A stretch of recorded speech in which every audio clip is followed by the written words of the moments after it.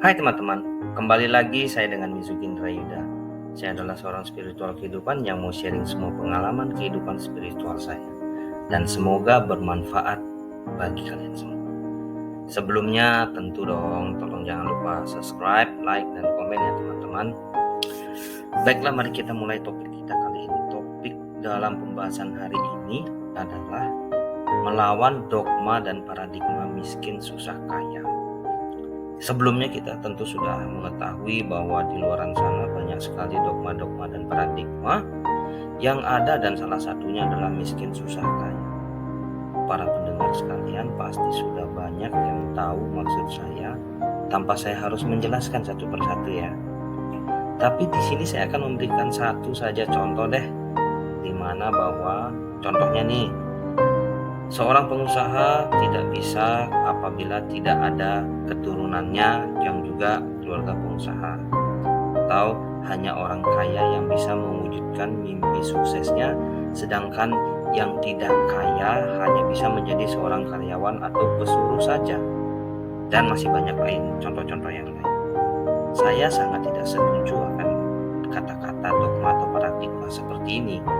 Dan di sini saya akan mengajak Anda untuk bersama-sama bangun dan mulai mengejar impian dan cita-cita kalian dengan cara jalan spiritual kehidupan. Nah, sebelum kita masuk lebih dalam, saya akan menjelaskan poin-poin saya menjadi 8 sub bagian hingga kita bisa paham dan mengerti dengan jelas, bahkan bisa mandiri menuju kesuksesan. Kedelapan poin itu adalah apa itu dogma dan paradigma itu sendiri. Nomor 2 adalah kenapa banyak orang yang sudah miskin semakin miskin, dan apa yang menyebabkan kebanyakan orang masuk dalam perangkat ini. Nomor 3, apa yang harus kita lakukan untuk bisa keluar dari ini. Keempat, solusi apa dan kita harus bagaimana untuk melawan ini. Yang kelima, solusi spiritual apa yang harus kita lakukan supaya bisa keluar dari frase ini. Yang keenam, ciri-ciri kita sudah berhasil melawan ini. Yang ketujuh adalah mempertahankannya seperti apa. Yang kedelapan tentunya kesimpulan akhirnya seperti apa.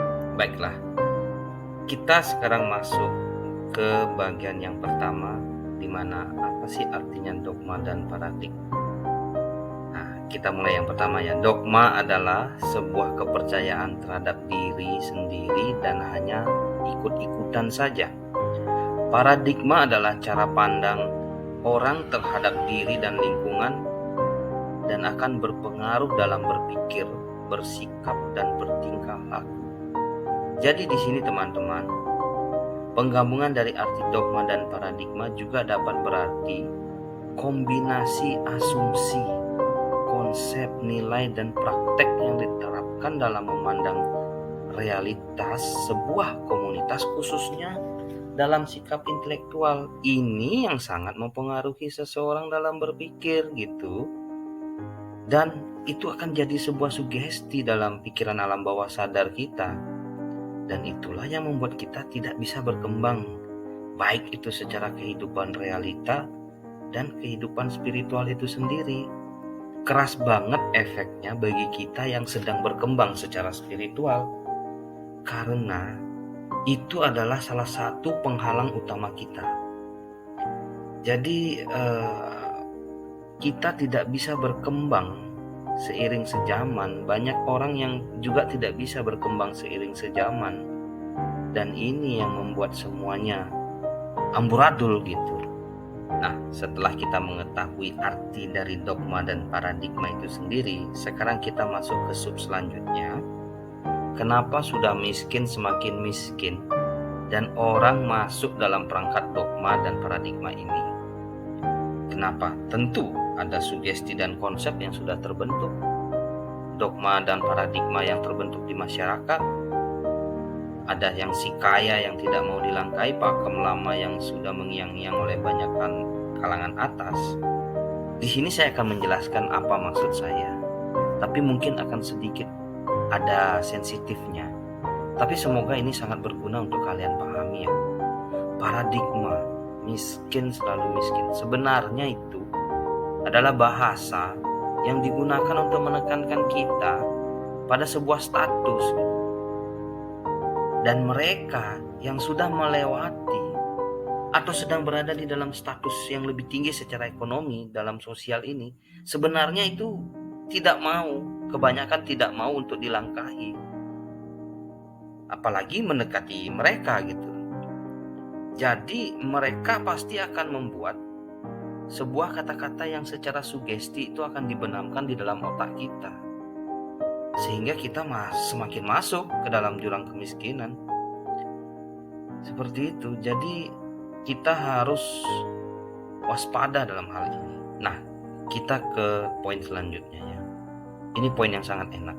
Apa yang harus kita lakukan untuk bisa keluar dari dogma dan paradigma ini? Yang pertama saya ingin kasih tahu adalah bagi kalian yang sedang nonton video saya ini, bisa dikatakan sudah berjodoh dan sudah waktunya kalian untuk maju. Begitu. Kita bisa memakai cara pertama, pasang sugesti pada diri kita sendiri. Pasanglah sugesti yang tadi saya bilang itu. Kalau kalian sudah menonton video ini, sedang menonton video ini, kapanpun, itu berarti sudah waktunya kalian untuk berubah maju bersama. Yang kemudian, cara yang kedua adalah dengan menyadari. Karena apa yang harus disadari? Bahwa setiap manusia, unsur jiwa itu mempunyai hak dan kebebasan dalam memilih. Ibarat dalam Pancasila itu sila kelima, keadilan sosial bagi seluruh rakyat Indonesia. Kemudian poin yang ketiga ini menyikapi, tahu gitu loh. Kalau Anda sudah menonton video-video saya yang sebelumnya, Anda pasti tahu maksudnya dengan kata tahu di mana posisi kalian saat ini. Dan waktunya untuk mulai pasang strategi hidup kalian. Dan yang terakhir tentunya wake up, bangun dan action. Waktunya kalian untuk bangun, lakukan spiritual kehidupan dan law of attraction. Karena 2 poin inilah unsur terpenting kalian saat ini. Nah, kita sekarang ke poin yang keempat ya. Solusi melawan ini adalah mindset spiritual dan manifestasi hukum tarik-menarik. Jadi, bukanlah modal besar yang Anda perlukan, bukanlah pendidikan tinggi di luar negeri yang kita butuhkan, bukan seberapa besar pinjaman bank atau koperasi yang bisa kamu dapat. Jadi yang harus kamu lakukan adalah menanamkan mindset spiritual kehidupan dan bermanifestasilah dengan hukum tarik-menarik. Kenapa harus mindset spiritual? Karena dengan kita belajar spiritual kehidupan, maka semua dasar pengertian hidup akan bisa kita pelajari dengan seksama. Dan itu bisa sekali dipraktekkan untuk kehidupan realita ini secara logika akal sehat manusia. Contohnya ya, di saat keuangan kita masih kurang untuk target usaha yang kita inginkan, kita bisa kok melakukan manuver-manuver. Yang penting kita menyadarinya. Contoh adalah kita bisa saja, misalkan kamu punya impian ingin mempunyai sebuah usaha property agent yang besar gitu. Tapi untuk kesana modalnya belum cukup. Yang bisa kita lakukan dulu untuk mencapai itu apa? Kita mempunyai sebuah kesadaran dulu. Ya jangan dulu mulai langsung besar, jangan pinjam sana sini atau pinjam bank langsung modal besar. Jangan, mulailah dari yang kecil. Jualan online dulu, jadi freelance dulu, atau istilahnya apa ya, jadi maklar gitu, atau jadi property agent biasa dulu, atau apa. Seiring sejalan kita bisa mewujudkan keinginan kita. Begitu. Dan kita semua butuh waktu untuk berkembang dan belajar. Gitu loh. Fungsi dari spiritual ya supaya ada kesadaran dalam pikiran kita yang sesuai dengan logika. Saat ini bagaimana caranya begitu. Kemudian kenapa harus bermanifestasi dengan hukum tarik-menarik? Karena itu adalah salah satu alat utama kita untuk mencapai hal-hal yang kita inginkan. Dengan maksud ya tetap di ranah yang masuk akal ya, dan tidak melanggar kode etik, sosial dan agama itu ibaratnya. Jadi ingat ya, bermanifestasilah dari hal-hal yang kamu bisa dan bisa dimaksimalkan, dicapai. Jangan dulu kamu manifestasi sesuatu yang masih di luar batasmu. Gitu loh. Kan ada yang namanya, contoh kamu ingin bermanifestasi, kamu ingin memiliki sebuah kekayaan yang setara dengan Raffi Ahmad, sedangkan kita masih kosong gitu ibaratnya. Dan kamu ingin bermanifestasi ini agar 1, 2, 3 tahun udah terwujud bersaing dengan Raffi Ahmad. Ya itu tidak mungkin. Itu halu namanya, hayal itu. Jadi bermanifestasilah dengan cara yang paling dekat kamu bisa, memanfaatkan kesadaran kamu. Oh, saya ini misalkan ahli dalam berjualan, ya saya menggunakan jualan online. Oh, saya ahli dalam berbicara, ya kita cari customer berbicara, mungkin deal properti atau apa seperti itu. Jadi semuanya ada step by step begitu. Nah, ke poin selanjutnya, solusi mindset spiritual apa yang harus kita lakukan supaya bisa keluar dari frase ini? Yang pertama, kita harus mempunyai kesadaran bahwa manusia itu diciptakan mempunyai hak dan kewajiban yang sama. Jadi pada awalnya ya kita lahir itu sebenarnya tidak ada perbedaan status sosial dan ekonomi. Semua, anggaplah dulu semua itu sama rata. Kemudian yang kedua ya kita harus yakin kepada diri kita sendiri dulu, bahwa kita mempunyai kemampuan yang sama dalam hal berkembang secara sosial dan ekonomi. Ingat ya, kita mempunyai kemampuan yang sama dalam hal berkembang. Penting sekali, berkembang secara sosial dan ekonomi. Karena manusia pada dasarnya hanya bisa menggunakan kemampuan berpikir yang sama dengan yang lainnya. Di suatu ilmiah makalah manapun atau di YouTube mana Anda searching juga, manusia itu hanya bisa memakai kemampuan otaknya itu tidak sampai mungkin antara 30 atau 40%, dan hampir semua rata-rata sama. Jadi kita harus yakin bahwa tidak ada si A lebih hebat dari saya, si B lebih hebat dari saya si C yang mungkin tidak begitu hebat. No, jangan kamu berpikir seperti itu. Kamu harus yakin pada diri kamu sendiri bahwa saya bisa dengan kemampuan saya, niat saya, dengan konsisten saya pasti bisa, dan saya yakin sukses dan berhasil. Nah, kemudian ingat, Tuhan menciptakan manusia dengan derajat yang sama pada awal mulanya. Tidak ada Tuhan itu melahirkan, baru lahir tiba-tiba, oh ya kamu mungkin makannya beda, ininya beda. No, pada dasarnya manusia ya manusia, kita bukan binatang, kita bukan apa. Jadi kita harus memanusiakan manusia. Itu yang membedakan kita nanti itu hanya apa? Karma. Mungkin nanti akan saya bahas, atau saya sudah bahas, mungkin kalian bisa lihat di video saya, arti tentang karma seperti itu. Bagi saya di sini adalah semua diciptakan sama derajatnya pada mulanya.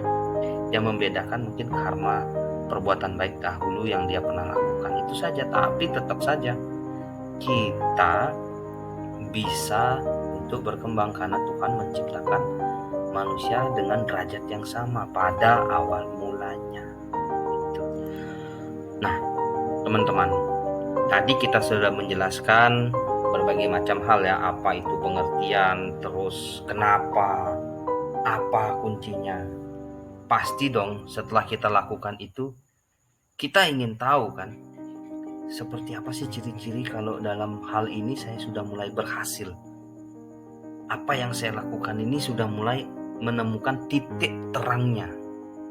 Nah, ciri sebuah keberhasilan dengan dipadukan dengan ciri keberhasilan spiritual kehidupan, itu yang pertama adalah timbulnya rasa percaya diri.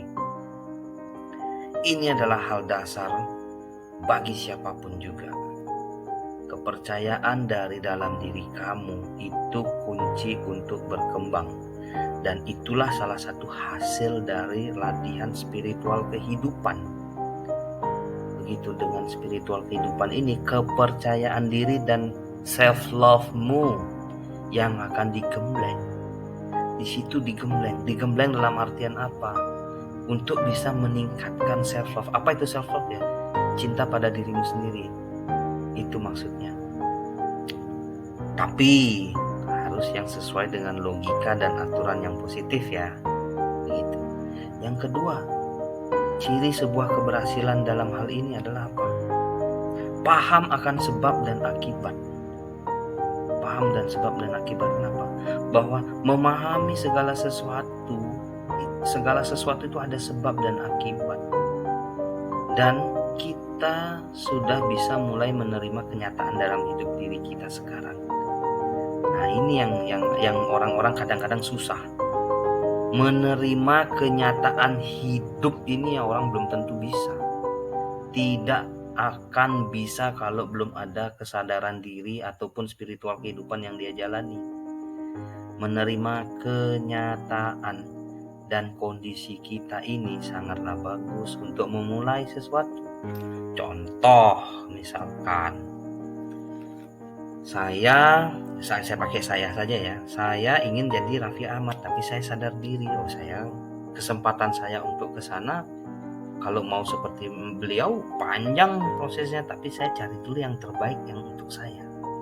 Karena saya tahu kenyataan saya bukan seorang artis. Saya ini hanyalah seorang manusia biasa. Dalam kehidupan manusia, saya harus memulai dengan sesuatu yang bersifat logika. Ingat itu, logika, sadar diri. Nah, di sini banyak orang yang kena jebakan Batman. Kalau tidak bisa menerima kenyataan diri, kita akan menjadi hedon. Iya kan? Lupa daratan. Dapat uang sedikit, habisnya lebih. Dapat penghasilan 10 juta, kehidupan 20 juta. Gajian 10 juta, tahu-tahu sudah minjem uang atau ngeredit HP iPhone yang 25 juta. Hanya untuk sebuah gaya. Nah, ini paham dulu sebab akibat dan sadar diri ya. Sadar diri, jangan lupa. Kalau sadar diri itu jangan lupa daratan. Jangan lupa diri deh intinya. Kemudian mulai mengawali tujuan hidup. Nah, ciri sebuah keberhasilan seseorang adalah di mana di saat dia sudah bisa memulai mengawali tujuan hidupnya. Karena dia sudah melihat, dia sudah bisa baca pergerakan sekitar. Mau pergerakan alam, pergerakan diri, pergerakan lingkungan, pergerakan sosial, dan sudah bisa mengawali sesuatu intinya. Step by step. Nah, seperti itu. Inilah sebuah ciri sebuah keberhasilan. Bisa terlihat kok, percaya sama saya. Nah, tadi kita sudah membicarakan ciri sebuah keberhasilan. Tentu dong, yang harus kita bicarakan juga adalah mempertahankan keberhasilan itu seperti apa caranya. Nah, mempertahankan sebuah keberhasilan. Karena kita dalam topik dan video saya ini adalah spiritual kehidupan. Tentunya saya mau mengatakan tentang meditasi kosong dan manifestasi, itu kuncinya untuk mempertahankan. Mungkin kalau ada yang di topik tentang yang lain atau apalah secara kedokteran atau secara ilmiah atau mungkin beda kuncinya. Tapi kalau dengan video saya ini ya, saya akan bilang dengan meditasi kosong dan manifestasi. Kenapa begitu? Karena kalau dengan manifestasi itu cara mempertahankan apa yang sudah terlihat sesuai dengan rencana kita adalah konsisten meditasi gitu. Karena meditasi ini akan membuat kita tenang dalam berpikir, tidak keluar dari zona yang harus kita lalui gitu. Contoh adalah ya sikap hedonisme, tahu di mana batasannya, akan clear kok, dan kita tahu mana yang benar kita lakukan dan mana yang salah. Sembari kita manifestasi terus. Contoh, step 1 kita sudah berhasil menjual sebuah barang. Mungkin misalkan dalam properti lah, kita menjual properti. Oh, kita sudah berhasil menjual di sebesar angka 100. Kita bermanifestasi terus karena kita sudah belajar banyak, ya naik ke levelnya ke 200. Nah, seperti itu, mempertahankan dan meningkatkan. Begitu dapat hasil, kita tidak hedon, kita tidak buang sana sini, kita bisa sukses untuk menabung untuk di hari tua ini. Meditasi fungsinya untuk kita tetap balance, berpikir jernih, berpikir bersih, dan manifestasi tangga kita untuk naik ke level lebih tinggi, gitu loh teman-teman. Jadi teman-teman, setelah kita tadi berbicara tentang kunci gimana kita meningkatkan dan mempertahankan, tentunya dalam pembahasan ini ada juga yang harus diakhiri gitu kan. Jadi sekarang ibarat seperti sebuah kesimpulan sih sebenarnya itu. Apa sih itu? Nah, begini. Dengan kalian paham akan spiritual kehidupan, ada 3 kunci yang kalian mulai harus bisa pahami. Bahwa setiap tindakan ada konsekuensinya. Perlahan tapi pasti, ibarat naik tangga, dan selalu bersyukur. 3 kunci ini. Kenapa dikatakan setiap tindakan ada konsekuensinya? Karena di saat kita inginkan sesuatu, apapun yang kita inginkan, mau baik maupun jelek, itu semua ada konsekuensinya kan. Kemudian perlahan tapi pasti, itu adalah konsistensi kita. Seberapa keras Anda mau, seberapa niat Anda untuk sukses, seberapa yakin diri Anda. Jika sudah, maka semesta atau Tuhan pasti akan memberikannya kepada kita. Dan kita selalu membuat diri kita siap untuk menerima anugerah-anugerah itu. Kalau kita belum siap, kebablasan namanya. Makanya di dalam spiritual ada yang namanya anugerah yang diberikan oleh Tuhan di saat kita wadahnya sudah siap. Kalau tidak siap, Anda bisa gila kan gitu ibaratnya. Plong aja deh gitu. Selalu bersyukur. Apapun yang kalian lakukan, menonton video ini, ada yang kena di hati kalian, bersyukur. Tidak kena di hati kalian pun tetap bersyukur. Ada sesuatu yang bisa kalian pelajari di sini. Gitu. Oke, terima kasih banyak. See you ya di next video saya. Sekali lagi saya minta maaf teman-teman apabila saya ada yang salah. Mungkin video saya kurang berkenan di hati Anda, atau Anda tidak setuju dengan pemaparan saya minta maaf. Saya hanyalah orang bodoh yang hanya ingin berbagi kebaikan. Dan saya sendiri tidaklah sempurna, tidaklah sukses, sangat besar atau apa, tidak. Semuanya itu ada di keputusan Tuhan Yang Maha Esa. Oke, jangan lupa subscribe ya, like dan channel gitu.